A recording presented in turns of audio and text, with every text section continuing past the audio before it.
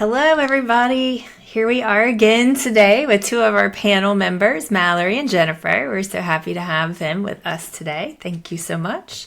So today we're going to be talking about empathetic leadership and how we can support our techs. We've talked about this multiple times, and we're continuing to talk about this because we all really... we want to see our fields improve.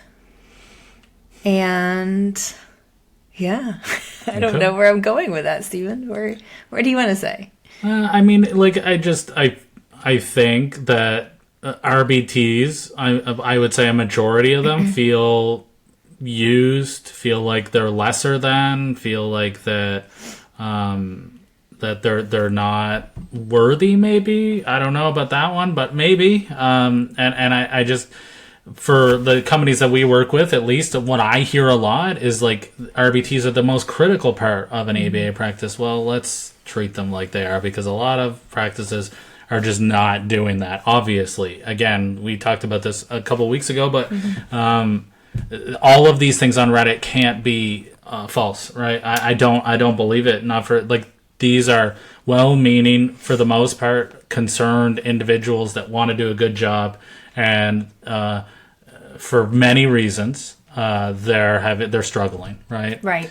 And I think we talked to somebody, I can't remember where, but he said he ran into I don't think that this RPT worked for him, but he was at Starbucks.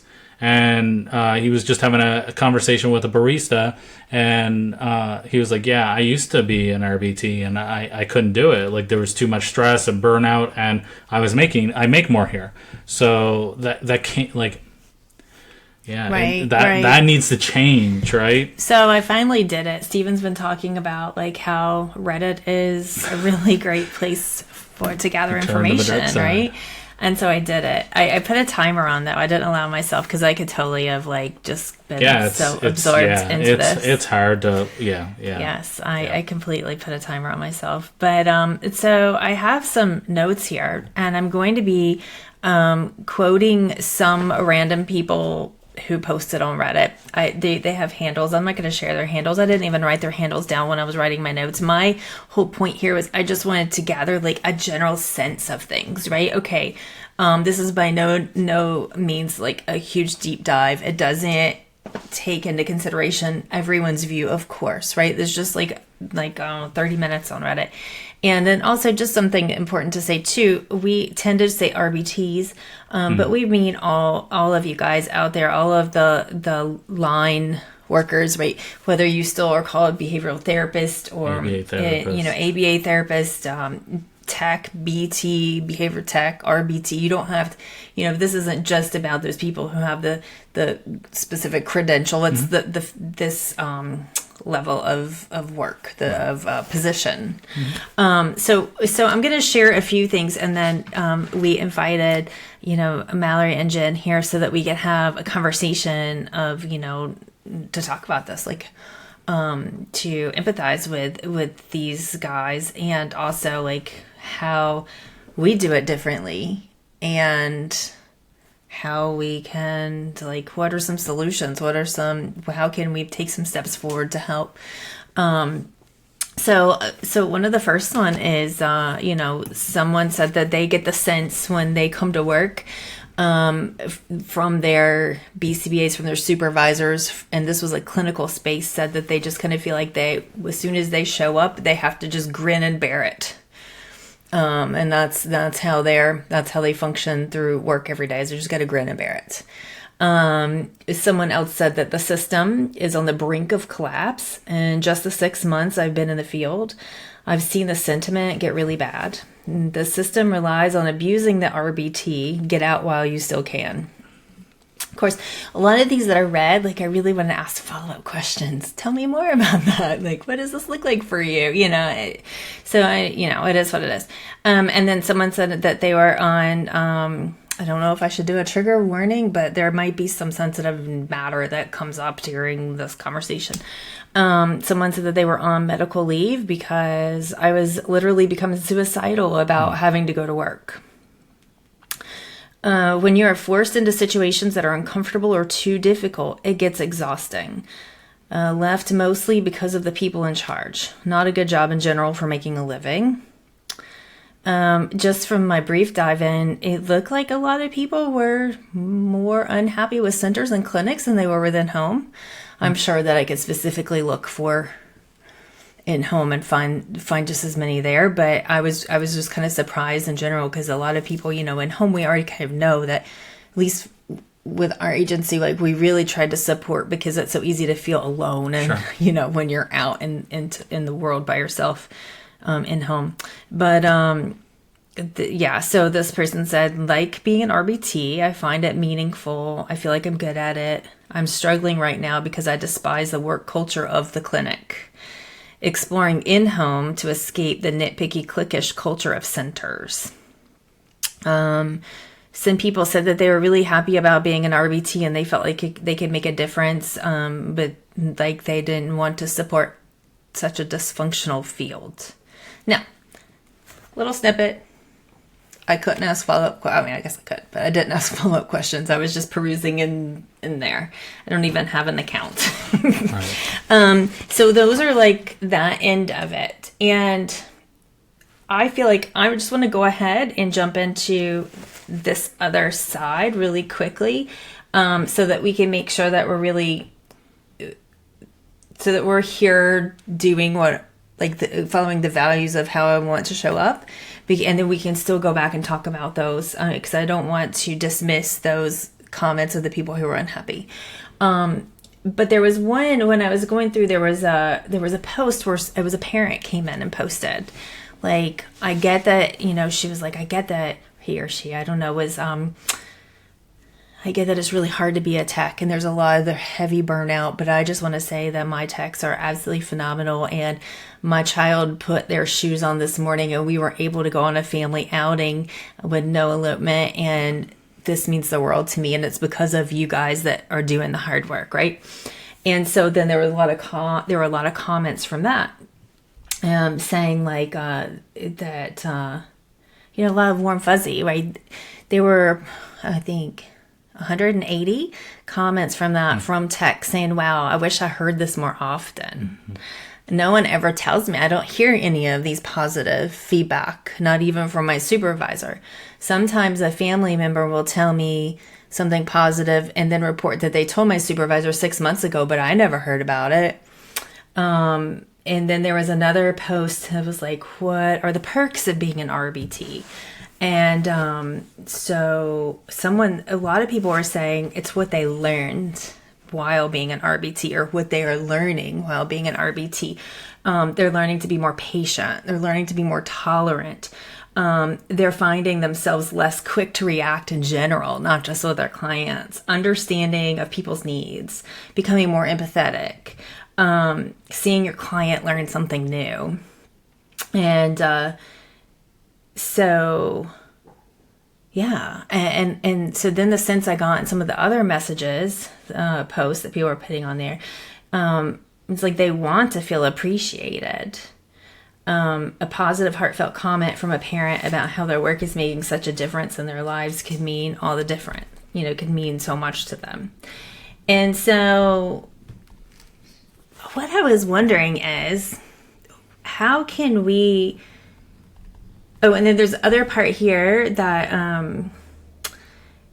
someone said that they were really lucky to work with amazing BCBAs who supported them emotionally and gave thorough training and met with them on a regular basis. Someone else said that their BCBA taught them how to hone into people skills that they didn't know. And someone else said that they gained confidence in themselves because of their training with their BCBA. So that's the synopsis that I got from this. So what I'm wondering is so what I kind of got out of that is, okay, they need to receive more reinforcement. It's not coming, and if it's coming, it's not coming soon enough. And the other thing too is, it sounds like, and then there were some people on there in general that were like, well, this field, it doesn't really make enough money in this field anyways. And, it's a dead end And I feel like we've heard a lot of that before, right? Like it's a dead end job. We don't make enough money. The schedule's crap. That kind of thing. Those aren't really people who should be in the field to begin with, in my opinion. Yeah, and that's what I was going to say, because I also looked in like other fields. Like I looked at linemen and dental hygienists. So I took a piece in these random other, and I said, I wonder how many of these like hate messages or I hate my jobs are in here. Mm-hmm. And there were, and those are the kind of things that were in there. Ugh, my schedule is crap. I don't make enough money for this. Oh, the linemen, a lot of them were like, it's physically demanding. Well, I can imagine, right? There's going to be some burnout there. But for this, I was like, well, how can we focus on, like, for those people who this is in line with their skill set, this job is the right job for them. They are enjoying the idea of being an ABA therapist and the stuff that comes along with it, but they're not getting enough reinforcement for what they're doing. And it sounds like here, like they're wanting to be like, the soft skills that they're learning along the way seem to be invaluable. So I don't know. I'll throw it up to you guys. What are your thoughts after hearing this?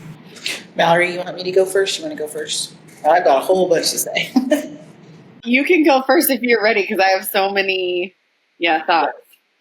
Okay, so first of all, April, I think you're right. I'm going to focus on the people who should be in this profession, in this industry.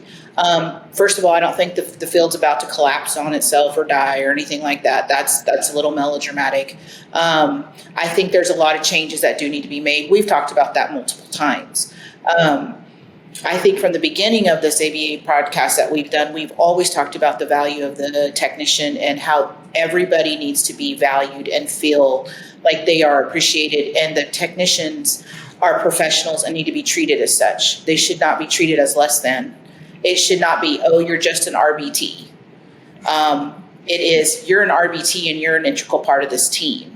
The overarching thing that I'm hearing in a lot of those remarks is it's leadership. It starts from the top, and it starts from the culture and the investment in their team. How they even talk about their team. Are they employees or are they team members? That's a big thing. Words do matter. And there's times I will say staff or employees, but that's when I'm talking into a business with a business person, maybe my CPA or something. They're not going to look at it like that. When I'm talking about my team, I talk about them as my team. We are interdependent on each other. There's a relationship here that needs to be recognized on both parties. And so I'm going to, again, focus on people who love the RBT position, not people who are like, well, it's not what you're not doing this for me. The people that you want to invest in need to be recognized. They need to be appreciated. One of the things we do on a regular basis is share the feedback from parents, because that is so important for them to know that the parents are thanking them. Thank you for, and how much the parents worry about them. The parents worry about, oh, did he hit you today? Oh gosh, I hope you don't hate my child and not want to come back. And really, really talking to them about how important they are to the parent and to that child and their development and their success. And in terms of leadership, I mean, you can kind of silo that out between your, clinical and your company, whoever, because not all BCBAs who are wonderful BCBAs can do what they know is right because of maybe the center that they're working for, right? So there's that business component that doesn't always probably align with how the BCBA would do something. But leadership is a huge thing, and investing in your RBTs, because I look at every one of my RBTs as somebody who could potentially be a BCBA, who could potentially be a speech pathologist, who could potentially go into occupational therapy, who could be a teacher, whatever it is. This is a really important position. It is incredibly important, and it is a stepping stone for bigger things. And it needs to be treated as such. It needs to be recognized. And I'm sorry for those people who have that experience, because nothing that you've read is anything I have not heard when we're interviewing for a position. And I think it's just being mindful of where you work. Smaller more intimate centers and in-home therapy are going to they're going to take care of their technicians more because they can't give them the money that they want. And there's a lot of places that underpay staff too. Like, I'm appalled at some of the stuff I see, the rates I see for for technicians here in Texas. And it's like, wow. I mean, no wonder these people are burnt out. No wonder. Then they're just like, you just do it. To the grit, there's one of the points I do want to mention on the grit and bear it. There is a relationship there as well. You need to leave your problems at the door when you're working with the kids, right? Like, you need to focus your attention on the child at that time. However, that doesn't mean that you shouldn't feel as though you can't go to your BCBA or to a member of leadership and say, hey, I've got some personal things going on right now. Can I take a quick 10-minute break? And B, it's not that, you need to share. You can share as comfortable as you're with that person, but making sure that you have support there so that we all have bad days. We all have times. Life is hard. And there's times where you really do need somebody to just say, hey, listen, I get it. You're going through a rough patch right now. What can I do to support you? How can I help you here? But when you're with the child, you're with the child. So there has to be that recognition from that standpoint. But you should never just, that's just not how you want to treat. I mean, it's amazing to me because it's like, is that how you would want to be treated? And the way that people, we've had conversations about elitist BCBAs and we've had conversations about amazing BCBAs. The field itself should not be blamed. It's always got to rest on the leadership and the technician and the clinician.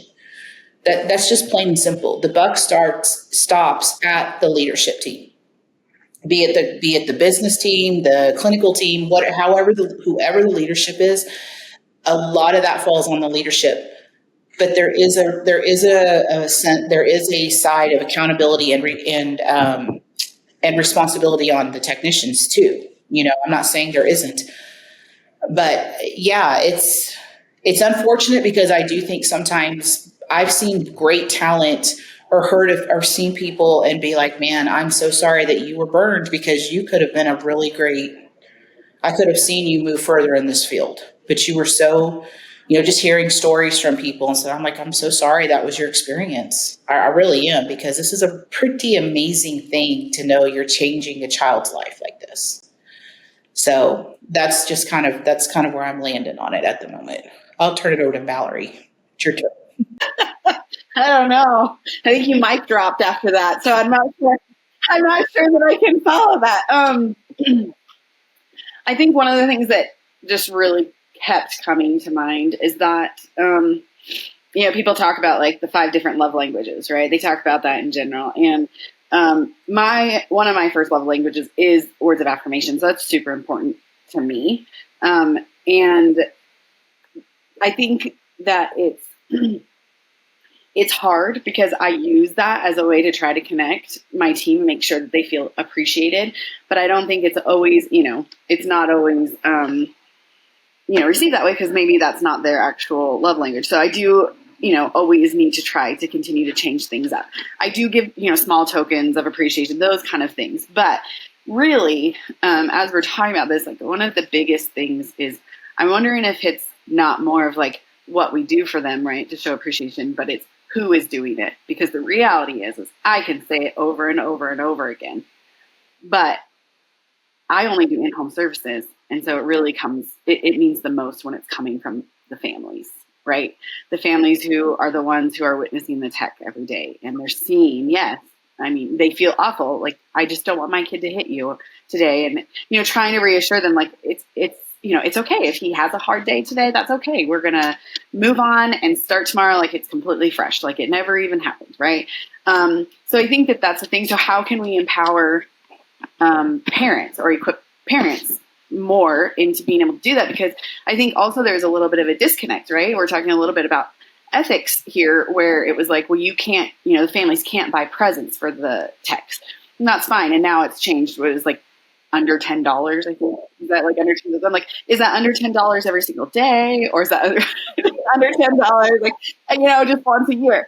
So It's gray. right. There's always some gray area in ethics, it seems like. But I think that even as a teacher, one of my things is that I would send out a letter shortly before Christmas just saying, like, gifts are not needed.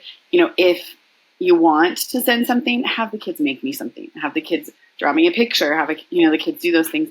So even equipping the parents into trying to do those kind of things with their children, to, kind of pass off to the text, using those words, those times for them to be able to express it to the text. Kind of on the other side of that, I feel like maybe I'm working to protect sometimes my texts when families aren't super forward about like the things that they appreciate and are a little bit more critical of the things that they're seeing right in the home. It's very quick it's so easy to point out all of the negative things sometimes, right? Because our kiddos are struggling. I mean, that's just the bottom line, right? But most of them are. That's why we're there. Right? So it's easy to pick out some of those things. It's not always easy to pick out, hey, you know what? Even though it was a 3-hour really difficult session today, I saw that you pulled him close and you guys were able to sit and actually work on a skill, for even 5 minutes, and he had a smile on his face, or he was just calm, like he had a calm body, right? Like noticing those things, because as BCBAs, for me specifically, like those are the things that I notice. Those are the things that I'm looking for, because I start to see the relationship building, especially early on, right? I see the relationship. Are they pairing well? Are they connecting? Is this something that we're going to continue to be able to, nurture and develop over time? And so just continuing to equip the parents in showing appreciation. How can they show appreciation? Maybe I need to do, maybe some events or something. I feel like oftentimes this HIPAA compliance thing and making sure everything is separate, really hinders us from creating more of a community amongst our families. Like I feel really, really conflicted all the time when I have older clients who really need some more socialization, and I want to start, social groups. And okay, even if we don't start a social group with multiple kids, then is it considered more of just like a play date? And is that acceptable? Like, and then I have to get permission from both families, and I just don't want to ever do anything, in quotes, wrong. But if that's what the child needs. So I think, that just keeps coming back to my mind, is like, how can I equip the parents to do it more? We're sitting here a lot of the time, how can we show our text appreciation? I think sometimes even the BCBAs get skipped over though too, right? Because we're on the back end, we're creating the treatment plans, they're delivering it for us. They are the meat, right, of our practice, like 100%. But it's also hard too, because on the other side, like we're in the background trying to, stay positive, keep everything moving forward, and making sure, progress is going to. So, for RBTs, I think we can all be honest with each other. Any techs and BCs, we can be honest with each other. Like, this is a hard field, and we don't feel appreciated sometimes. And I think, Jen, when you said, like, I look at every tech that comes to me as like a potential to continue to move forward with my company and be a true asset, like that is very true. I think it's hard when I talk to some of the techs that come in and I'm saying, hey, would you ever consider, if I see something great, right, would you ever consider moving forward? And some of them are like, that's a lot of school. That's a lot of years from now. That's a lot, to obtain. So when people are saying, this is a dead end job, I don't know. I mean, if they're coming in at entry level and they're not willing to start putting that amount of work into it, it kind of is, right? I mean, you can be a lead RBT, right? You can maybe even be a programmer. Some companies I know have just like programming positions, but I guess, maybe nurturing that a little bit more too would be helpful. But I do look at them, just like you, Jen. I mean, is this someone who is going to stick with me and someone who I can, help further along? I was just going to say, I didn't know if you wanted to say anything about the dead end job in regards to techs. Yeah, I mean, I don't, I mean, I have a lot to say, but like, I guess the way I would approach this is a little bit of the opposite. So, you know, if let's say you are in leadership, maybe you're not a BCBA, maybe this is run by non-BCBAs, or even if you are,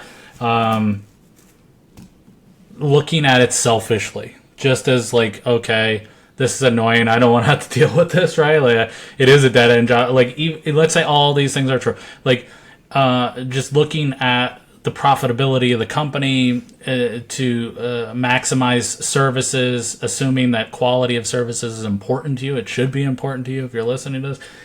Just looking at it from that, like, encouraging your team, like, just from a selfish standpoint, is going to improve services, right? It's going, like, if your team feels important, they feel welcome in your company, that is going to in turn provide better services for the parents and the families that you're working with. Like, and again, just forget about how it could impact the techs themselves, right? Like, but it's going to improve your bottom line if you just treat people like humans. You know what I mean? Like, and while I don't look at it that way, like, but it maybe others can look at it that way, and then maybe they can say, okay, fine, maybe we'll add these things to our systems because, yes, it will improve things. So I don't know. Maybe I can get some buy-in that way. But like, as far as a dead-end job, I would hope. I don't know how I feel about that. I don't want it to be a dead-end job, but like the rates that we have, it kind of is a dead-end job.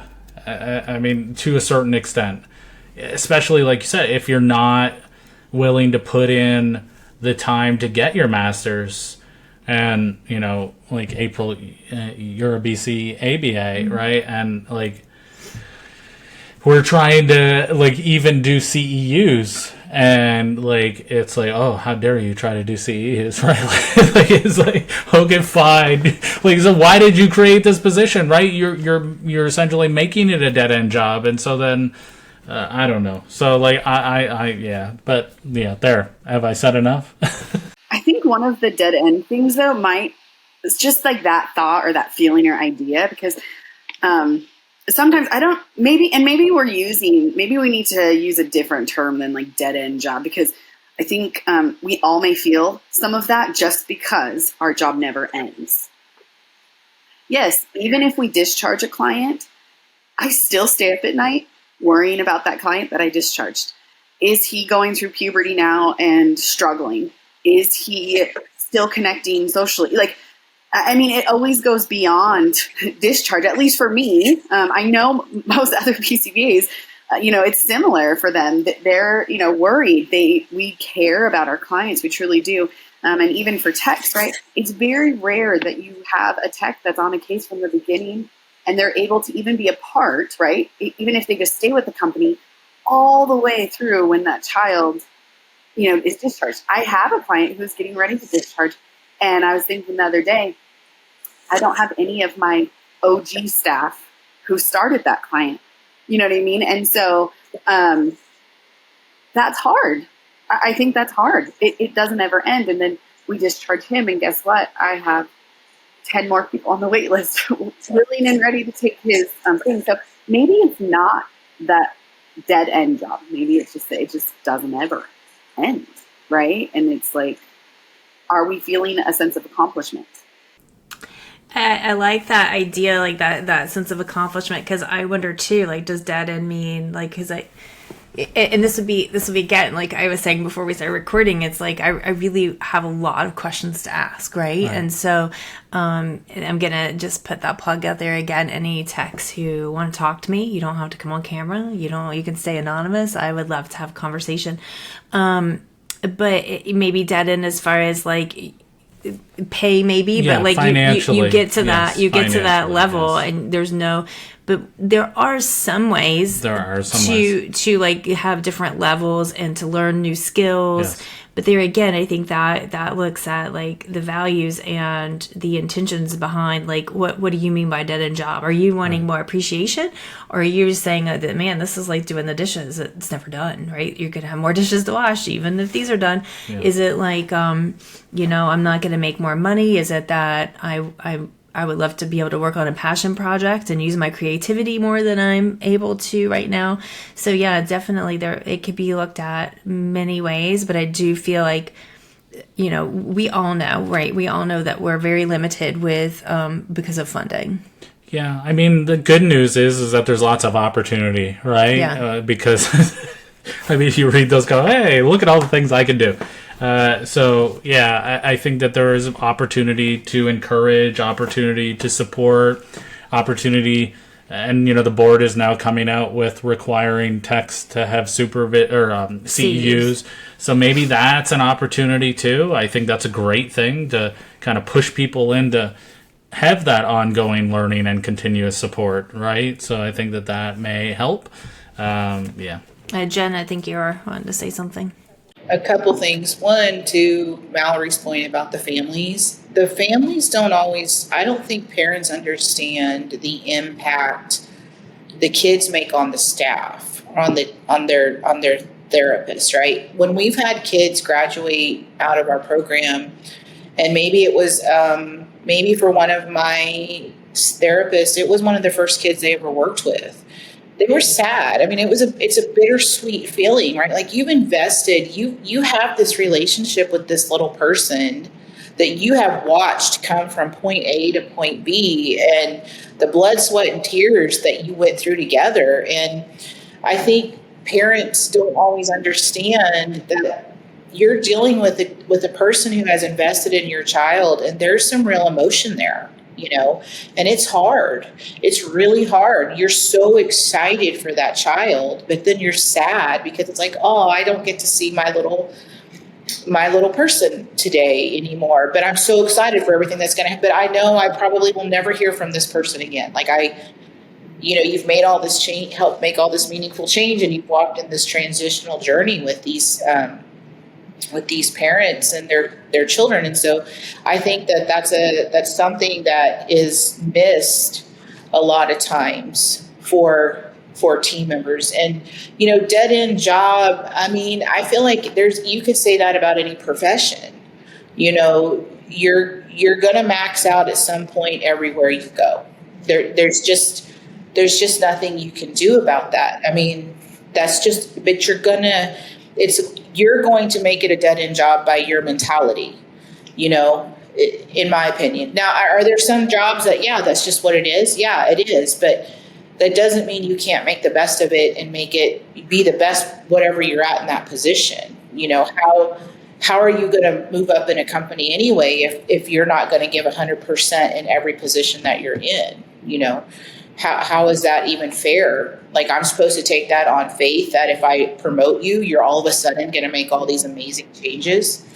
I mean, then my final thing is like, it's interesting to me that a field that talks about reinforcement and how we're always supposed to, help this behavior change through reinforcement. We're not doing it to our own team. You're not. It's so much easier, like Mallory said, we all notice the negative. Everybody notices it, but we're not adhering to our own, hey, if you gave one negative, you need to do 3 to 5 more positives on that negative, right?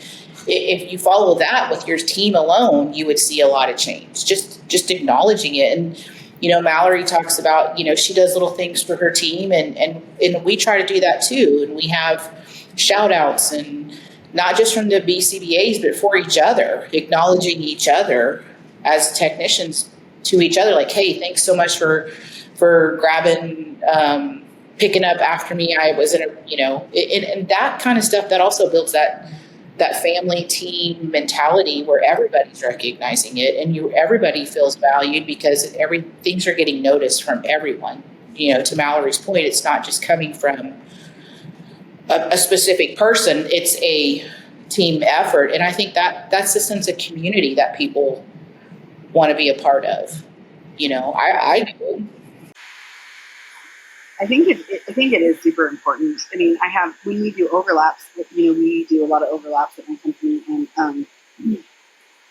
I mean, just this week, I had one of the gals that was overlapping on a case where the tech is coming onto the case, and she texted me like, "Hey, it went so great this morning," and I literally just screenshot it and sent it to that tech because I didn't know how she felt about how the session went that morning, but like I need her to know, right, that positive things are being said about her behind the scenes, right? Because, and it's even more so because we only do in-home services and we meet once a month, right? Like we meet once a month together as a whole team. We don't have hours upon hours to talk about those things and say those things to each other. I mean, we try to do our best for sure, for the reinforcement. I think that one of the other things I kind of giggle at, I just think, when somebody said like this field is so dysfunctional, like, that saying, like every family has dysfunction. It doesn't matter what field you're in. It doesn't matter what company you're in, right? Because the thing is I went from company to different company, contract, with one company and then contract with another. It's like every company has some sort of dysfunction. Some is just more tolerable than others, right? Or, but I think just the commitment that some of us have just to continue to try to make things better, right? Like, I don't want anybody that's listening to this to ever think that I'm sitting here saying I am the most, best business owner, best BCBA. Like, there is so much, there's so many things that I need to improve on that I'm constantly worrying about, right? Constantly it's keeping me up at night sometimes, like making sure that I want to make the best decisions for my techs. I think too, one of the other things that I want to say, maybe just kind of in general, I don't want it to sound insensitive, but I feel like we do need to acknowledge that sometimes we have, I have technicians who really take advantage of my kindness and take advantage of me being empathetic, right? And me trying to lead from a place of that. It's a lot of cancellations, a lot of, things that, like, if we were working at other companies, it wouldn't be tolerable, right? I mean, it wouldn't be accepted. And that's really hard. So I guess too, on that side, like, I do want techs to consider, the impossible position business owners and BCKs who are also business owners are in when we have to basically tell the insurance, like, this client needs this amount of services. And yet we're only able to meet 60%, 70% because of a lot of things, right? There's so many things that are going on. Sicknesses, doctor's appointments, school stuff, and I understand that, and we try our very best, but it is something that we're essentially prescribing. And if we're not fulfilling that prescription, right, then insurance is going to start saying, the ones who get funded, they're going to start saying to us, like, you guys aren't providing what you said you're providing. They're not making progress.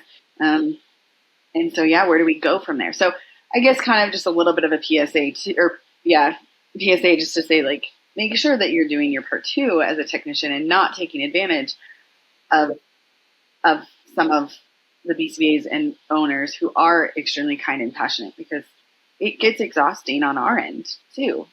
Yeah. And I'm glad you said that. I was not going to say that because I was like, okay, I'm not going to, but you're right. It makes me do the negative stuff. Yeah. Because, but it is true. Okay, first of all, I like the saying, let's put the fun back in dysfunctional instead of we're dysfunctional, but we are dysfunctional. We all are at some point. I think what is important to recognize is the company always, and is leadership always striving to address the holes and do what's right and move forward. We're never going to be perfect. It's just never going to happen. I can't prepare for things I don't know. I don't know what I don't know, but what I can do is promise that if something is not right, we're going to work to make sure that we change it and do what's right. But there's no perfect place. There's just none, because you could have a perfect place and inevitably you're going to have 2 to 3% of the people say, well, they just did this or did this. So you just do the best you can and just treat people the way you want to be treated and do what's right by your team and do what's right by your kids, right? But to Mallory's point, it's again, it goes back into this, there's a responsibility in this relationship. This is a relationship. This isn't a one-sided, you come do this, you get paid. This is mutual. This has to be something that we're both working together on. And when you're trying to do right by a person and you have people that try to take advantage of that, it gets hard. It gets really hard to not get jaded. It gets really hard. And you're always talking about a minority here. You're not talking about the majority, because really, honestly, you would say the majority of your team is amazing. But you have every once in a while, and they seem to be the ones that kind of can cast this shadow. And you have to work hard as an owner to not let that, bleed into everything else, But we're human. And, I mean, we're going to mess up. We don't always have the answers, But I think it's looking at the bigger picture of, they may not have the answers and they messed up, but did they own it? Did they try to make it right? Are they, at the end of the day, do I feel valued? Do I know that I'm supported? I'm going to be coached. I'm looked at as a professional. I'm treated with dignity. I'm treated with respect. There's a lot to that, I think. Absolutely. Yeah, I think that the vast majority of what I've read on Reddit and what you've read on Reddit, right, is just, I just want to be treated like a human being, right? Like, I just want to be appreciated. I want to feel like me coming here is important, and I'm supported, right? And I'm learning. And then I get, right, that, well, this doesn't pay the bills. And so that's where you're going to have to make a decision. And I totally, like, I can empathize. I wouldn't be able to do a $25 an hour, whatever the rate is in your area. Like, I can't live on that. I couldn't support my family. I totally get it. So you have to make that decision. Is this going to be where I spend my life? Or is this just a kind of a stopping area? I go somewhere else. And so that is a decision that, unfortunately, like many positions, it's a stepping stone, right? And then you can decide where you kind of want to move forward. Mm-hmm. Which sucks that Which sucks. It is like a transient. I mean, I've heard that a lot, and I've even said it before. It's like, it just sucks because sometimes, this turns into a transient position, positively and negatively, right? I mean, I love when I'm able to give recommendations and referrals to past employees who have left in an ethical way, right, in a kind way, and they've been responsible about giving their notice and ending things very positively. Because then I get years later, and they're like, "Hey, I'm finishing my degree in psychology, and I'm doing this. Can I put you down as a reference?" Yes, absolutely. That part is awesome, but it's not, it's not always that. It's more of a transient position, or this, I'm going to stop here for a little bit, and okay, I got burned out. I mean, that's not, we don't want to do that, right? Like, that's the hope, is that they stay, that it doesn't turn into that. It's a hard job. Yeah, it is, totally. And I think though, like, and I don't know what the percentage is, but I think the most of these individuals that are feeling that they have nowhere else to go but Reddit are the people that are, it's not, the owners made a mistake and they owned up to it. It's this is just an ongoing toxic, I am a number, I'm not an individual. I come here and they don't care if I'm here or not for the most part, right? Like, and again, RBTs reach out. If that's not the case, I want to hear. Like, I'm the podcast is here to teach business owners what is going on. So yeah, if I'm mistaken in that, I would love to know about it. But I feel like that it's got to be, because we hear from way too many people that aren't aren't like receiving supervision at the right rate. Yes. And that kind of comes together, right? Yes. That's the minimal. Is making sure that you're supervising your cases at the minimal, rate. But then on top of that, supporting them, being there for them, owning up. Yes. Having that open lines of communication. But then, as you said, Mallory, the BCBA is also in the same position, so where it could be, they're overworked, exactly, and possibly underpaid and super stressed, and And we are going to be addressing it specifically to BCBAs down soon, in future podcasts and topics. So I don't want, for those BCBAs who are listening who aren't at the business owner position yet and are in that stuck spot, we're not leaving you out. Like, we see you too. Yeah. I mean, a lot of our customers are BCBAs. They just want to do the right thing, and they're like, I can't find a company that's my home, and I'm uncomfortable in these positions. I'm going to start my own thing, right? And I'm sure Mallory and Jennifer probably very similar to what you would say when you started your thing, right? So, and I totally get that there is that there as well. Yeah. I will say, just as a little, for the RBTs or the technicians who are happy with where they're at, which I am so thankful that I know there's good places out there. I know there is. Just as a nugget, sometimes thank your BCBA. I mean, a thank you goes a long way. Thanking the BCBA, thanking the business owner, whomever, just like, hey, I really appreciate this opportunity. I can't tell you, when I get thank you cards from my staff or thank yous from my staff, that replenishes my cup. Just a simple thank you. That's all I need. I don't need anything big. So I would also encourage people who are happy, and if they're reading some of these sad things that are being said, and they realize, man, I really do appreciate where I'm at, tell your BCBA, tell your boss, tell your owner, whomever, just say, I just want to say thank you. And then that's all you have to say. Just and just let it go. When you were talking, I don't know, you were saying something earlier about jobs. Anyways, I had this kumbaya moment. I'm like, it doesn't matter where you work, who you work with, who you work for. It all comes down to humanity and kindness and in gratitude, and you put it out into the world and it's gonna come back to you. So I could and now I also know that all of that woo woo positive talk, there's a reason why we're not all in that spot right now, is because it was really hard, and not everyone sees the world that way.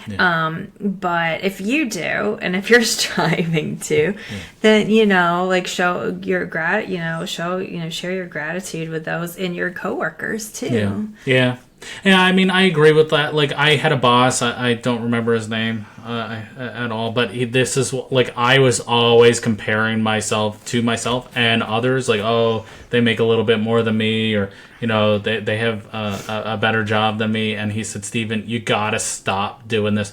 You cannot compare yourself to everybody all the time. You just gotta have to take a breath and be okay where you're at. And I was like, yeah, whatever, right? And I went probably 20 years, right? And at the end of it, I was like, man, I just got to breathe. I can't compare myself to everybody else. And when I started doing that, I felt like a better person myself. So there is some of that too, right? You can't, you are not your paycheck. But you also need to eat, and I totally get that. But those are, right? Your worth is not in the paycheck. It is not. It is way more than that. And while we can't, obviously, ABA companies cannot pay you your worth, because you are worth way more than what we can afford to pay. But you can't tie your worth to that paycheck all the time. You're going to drive yourself insane. Trust me, I know. I did. For years. So, and you were an ABA therapist. Yes, and I was not an ABA therapist. And another thing I've heard very often, same shit, different pile. You can surf companies, and you have both said, you're gonna find, if you're looking for it, you're gonna find it no matter where you go. So yeah, maybe you can shift your mindset and come at it more positively.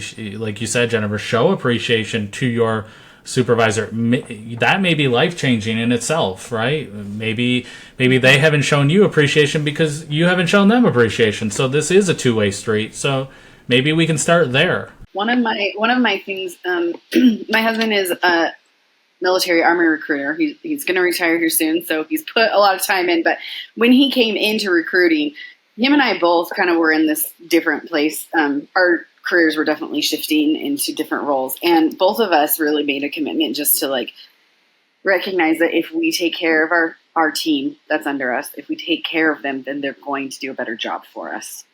And in the recruiting world, like suicide rate is very high, very, very high. It's, even more so in the military. And that was one of the things, is just like we constantly talked about, like if we take care of them, they're going to do a better job for us. And we have to remind each other of that often. Not that I, stray away from it a lot, but I think that's definitely something that I want to continue to have as a little bit of a mantra for me. Like if I continue to take care of them, they'll do a better job for me and do a better job for their clients, right? They're able to take care of what's going on at home. So it's not this, loudness in their mind as they're working. Then, they're going to do a better job. They're going to feel more positive about it, at the end of the day. I have techs who have come to me and say, like, when I'm able to go in and see this client and I'm there, it's the highlight of my day. It is the highlight. I want those sessions to be refreshing, refreshing to them. It's not going to be that way all the time, but that's the goal, right? Yeah. So, everyone, your challenge today. Yeah, you know what I'm going to do? I'm going to say, thank you very much, Mallory and Jennifer, for coming on this podcast and being vulnerable. Because I truly mean it. And maybe, Jennifer, thank you for reminding me that I need to do it too. But I really appreciate your feedback and your expertise and just the... I feel like you both enjoy it, and we're talking about Brooke and Derek as well. But at the same time, man, coming on here can be very scary, right? And putting it all out there for the whole internet, the tens of people that will listen to this. But I appreciate that you come on and do that. So thank you very much for doing that. I think Jennifer has said it's like therapy for her, and it is very much like therapy for me too. Just like-minded people. So we've talked about that before. So thank you for giving us the opportunity. We really enjoy it. At least I enjoy it for sure. Yeah, thank you. I appreciate. I look forward to this. Yeah, I look forward to these. I do, and I'm like, always like, oh, it's going on the internet. But I can't take it back. So I haven't actually listened to a full episode because I'm like, I haven't either. It's like movie stars that don't watch their own. Yeah, I can't listen to myself. Yeah, it's hard. It's difficult, we have to edit, to watch, to do reels and stuff. And I'm like, oh, guys said that. What was that face? Yeah, totally. So just the fact that you show up and you're here and you're willing to do it, we're so thankful. But yeah, we did there was an article out there where we're number 3. So, hey, an ABA, number 3, an ABA podcast. That is, I knew, what was it? Last time you had said that it was like 56? No, it's just ABA. Oh, it was ABA? Yeah. Weren't we like at number, I remember you telling us last year we were like starting to grow up. You guys creep up there. So number 3, that's awesome. In social sciences, we typically get, after a podcast is released, in the 40s, right? But this article was specific to ABA podcast, and so yeah, it was kind of cool to see. Congratulations. That's amazing. Thanks. Well, you guys are a part of it, so thank you. Absolutely. You got any parting words, Abel? I don't. I just a challenge. Tell someone thank you today. Genuinely mean it. And there's got to be someone somewhere in your life, even if it's not in your work life, that you really truly appreciate. So take a moment to thank them. So that's all I got. Oh. All right, guys. Thank you so much, and we can't wait to see you guys next time.